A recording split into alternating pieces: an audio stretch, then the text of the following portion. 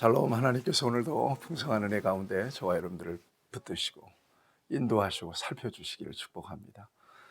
오늘 하나님께서 우리에게 주신 말씀은 야고보서 4장 11절에서 17절까지는 말씀입니다. 성경의 인간에 대한 선언은 인간은 죄인이다 라는 것입니다. 죄라고 하는 것은 하나님의 목적에서 벗어나는 거죠. 모든 사람이 의인은 없나니 하나도 없도다. 이것이 성경의 선언입니다. 전부 다 하나님의 의가 필요하고 구원이 필요한 존재라는 거죠. 불완전한 존재라는 거예요. 구원받아야 될 존재라고 하는 것입니다. 그래서 인간은 스스로를 구원할 수도 없고 그 누군가를 구원해 줄 수도 없습니다. 그러니까 절망적인 존재죠. 이런 인간을 하나님께서 구원하시기 위해서 죄 없으신 독생자를 보내주신 거 아닙니까? 그래서 십자가를 지시고 죽으시고 부활하심으로써 인간의 모든 죄를 완전하게 대속하셨어요. 누구든지 믿는 사람은 구원받아요. 깨어진 하나님과의 관계가 회복되죠. 이런 놀라운 하나님의 은혜를 힘입습니다. 그래서 구원받은 사람은 두 가지 해야 됩니다. 첫째는 우리를 구원하신 하나님께 무한한 감사와 영광을 돌려야 합니다. 구원 이후의 삶은 하나님 앞에 구원해 주심에 대한 응답으로 살아야 되는 것이고요.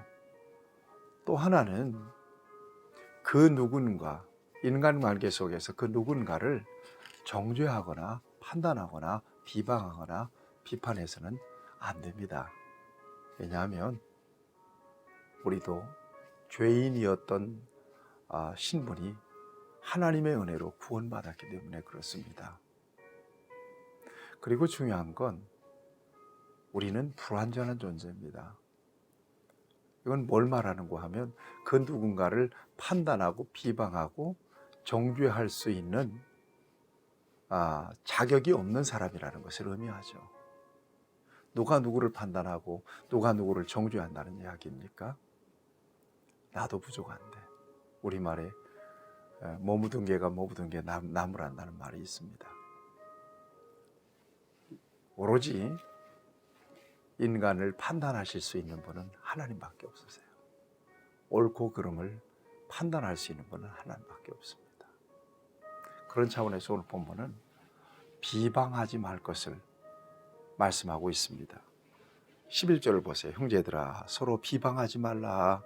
형제를 비방하는 자나 형제를 판단하는 자는 곧 율법을 비방하고 율법을 판단하는 것이라.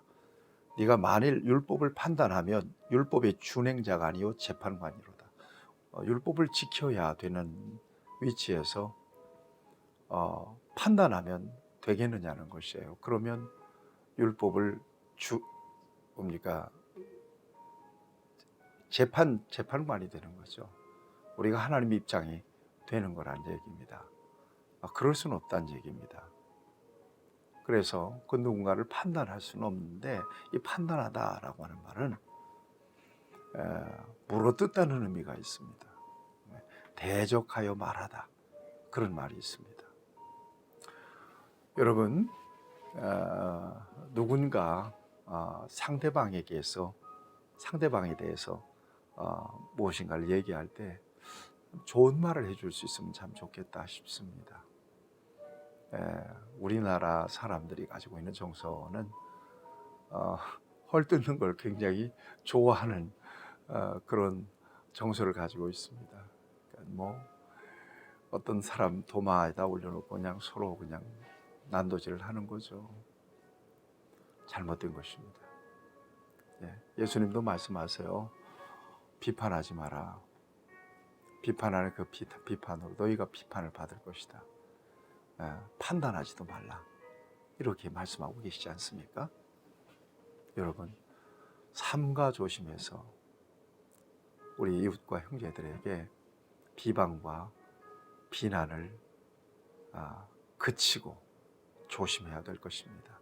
우리는 아예 그럴 수 있는 자격이 없는 사람들인 것을 다시 한번 인식해야 될 것입니다.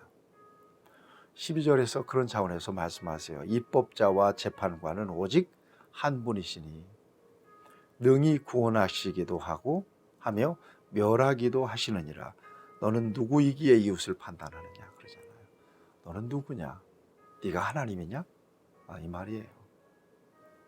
오늘 이 말씀을 저와 여러분들이 이 새해 벽두에 마음 깊이 새길 수 있으면 정말 좋겠습니다. 좋은 말 해주십시다. 비난보다 비판보다 격려할 때, 또 칭찬할 때, 그럴 때 관계는 더욱더 친밀해지고 또 시리에 빠진 사람들 또한 일으킬 수가 있는 거죠. 저와 여러분들에게 주시는 소중한 교훈이라고 믿습니다. 그 다음에 13절 이하에 보면 인간의 그 계획이라고 하는 것이 얼마나 허무한 것인가 하는 것을 보여주고 있습니다. 13절을 읽겠습니다. 들으라, 너희 중에 말하기를 오늘이나 내일이나 우리가 어떤 도시에 가서 거기서 1년을 머물며 장사하여 이익을 보리라 하는 자들아. 인간의 모습이 이렇다는 얘기입니다. 성경 잠언서 사람이 마음으로 자기의 길을 계획할지라도 걸음을 인도하시는 분이 하나님이신데 인간은 그걸 몰라요. 1년 동안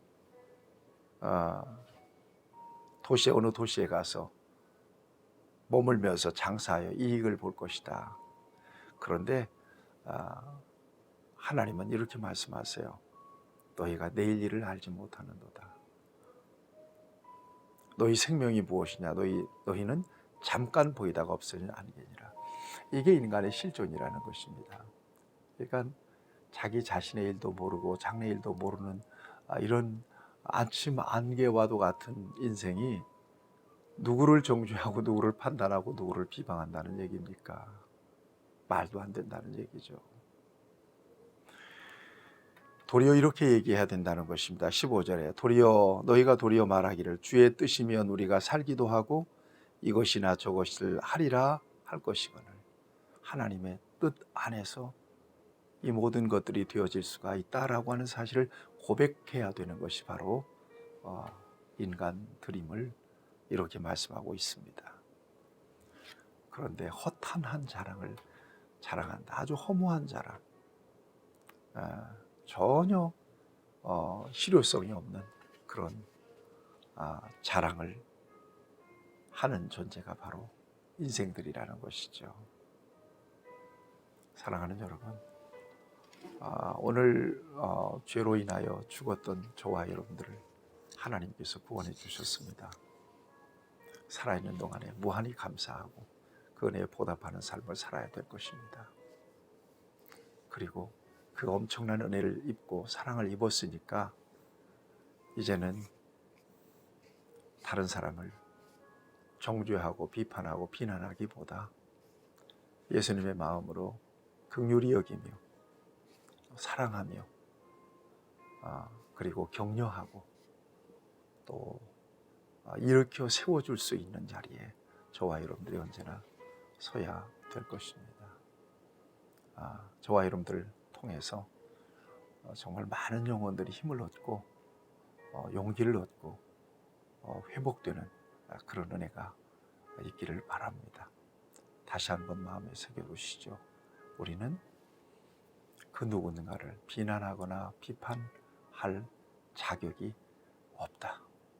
오직 하나님만이 자격자다라고 하는 것을 저와 여러분들이 기억하시면서 한 해 동안도